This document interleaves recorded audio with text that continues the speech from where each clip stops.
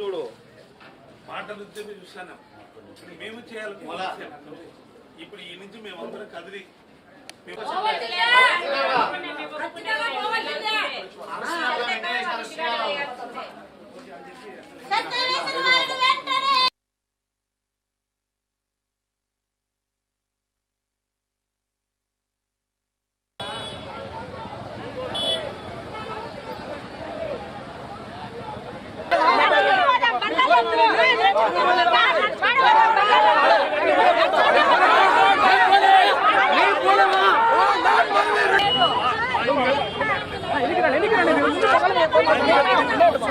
ఆదులు దొరుకుతున్నాడు నేను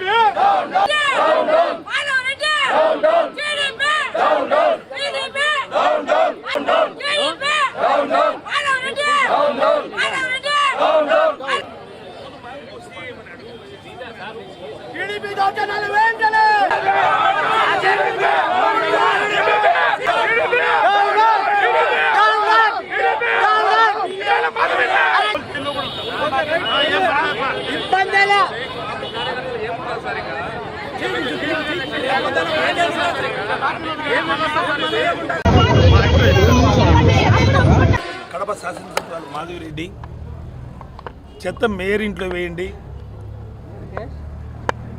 కార్పొరేటర్ల ఇంట్లో వేయండి అని మాట్లాడినప్పుడు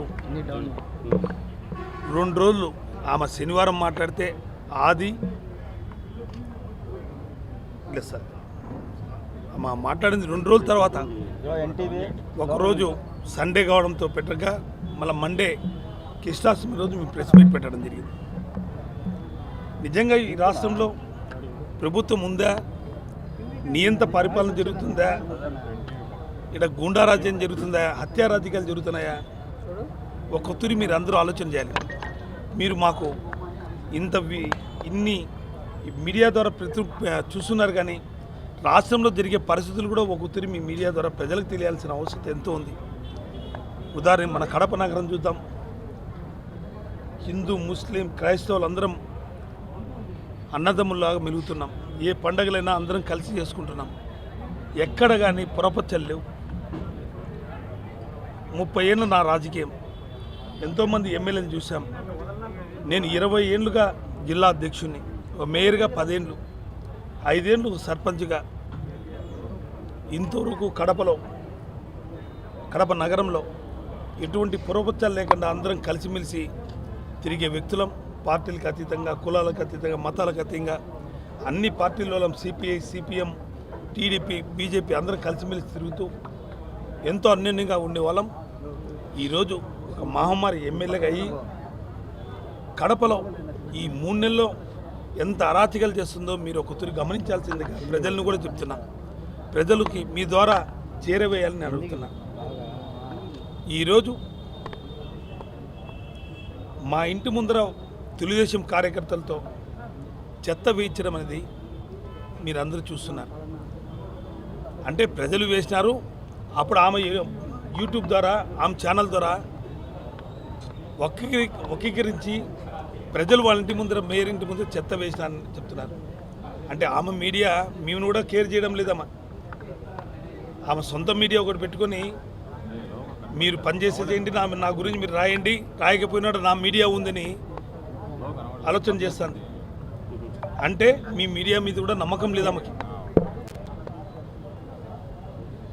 వాస్తవంగా ఈరోజు పొద్దున్నే అవినాష్ బర్త్డే చూసుకొని నేను తిరుపతి పోతుంటే రాజంపేట పక్క పుల్లంపేట దగ్గర నాకు తెలిసింది మా ఇంటి ముందర చెత్త వేస్తున్నారు, ధర్నా చేస్తున్నారు. ఎంత హీనమైన చర్య ఇది. ప్రజలు వచ్చినారంటే చెత్తతో ఏ మనిషి రాడు. ఇంటికి వచ్చి చెత్త ఎత్తాలి, మా వీధికి చెత్త బండి రాలని అడుగుతారు. ఈ చెత్త వేసింది తెలుగుదేశం నాయకులు, తెలుగుదేశం పార్టీ శాసనసభ్యురాలింటి కడప ఎమ్మెల్యే ప్రోత్సహించి మనుషుల్ని పంపించి వాళ్ళ మనుషులతో ఇచ్చిన చర్య ఇది. వీడియో క్లిప్పింగ్స్ అన్నీ ఉన్నాయి, ఎవరెవరు అటెండ్ అయింది, ఎవరెవరు చేసింది కూడా. ఈరోజు మేము ఎంతో నిశ్శబ్దంగా ఉన్నాం. వైఎస్ఆర్ కాంగ్రెస్ పార్టీ ఎప్పుడు కానీ దౌర్జన్యానికి రౌడీజానికి మేము ప్రోత్సహించేవాళ్ళం కాదు. అంటే అట్లా ప్రోత్సహించాలంటే 5 ఏళ్ల కిందట ఆమె కడపలో కూడా కాలు పెట్టి తిరిగేది కాదు. ఆమె క్యాన్వాస్ కూడా చేసుకునేది కాదు.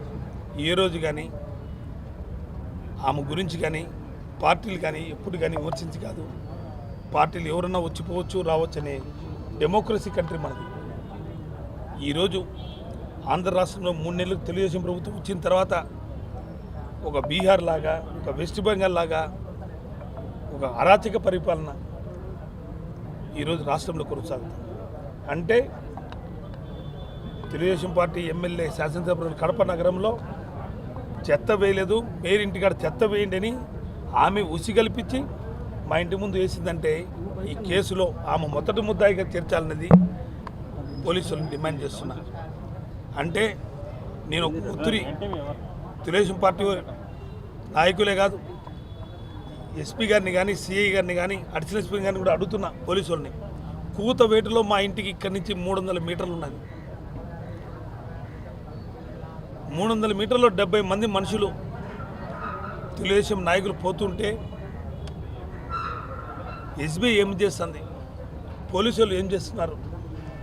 ఒక్కరు ఉన్న ఆలోచన చేసి వాళ్ళు పోతున్నారు లేదా, ఏమన్నా వాళ్ళతో కుమ్ముకై చేశారు అది అని అపోహపడవచ్చు. అపోహ వస్తుంది మాకందరికీ. అంటే ఎక్కడో 2 కిలోమీటర్లు 3 కిలోమీటర్లు మా ఇండ్లు ఉంటే అయ్యో పోలీసులు కూడా ఎంత బిజీగా ఉన్నారు, వాళ్ళంతా ట్రాఫిక్ పని మీద ఉన్నారు, ఏ డ్యూటీలు అందరినీ వేసినారు అనుకోవచ్చు.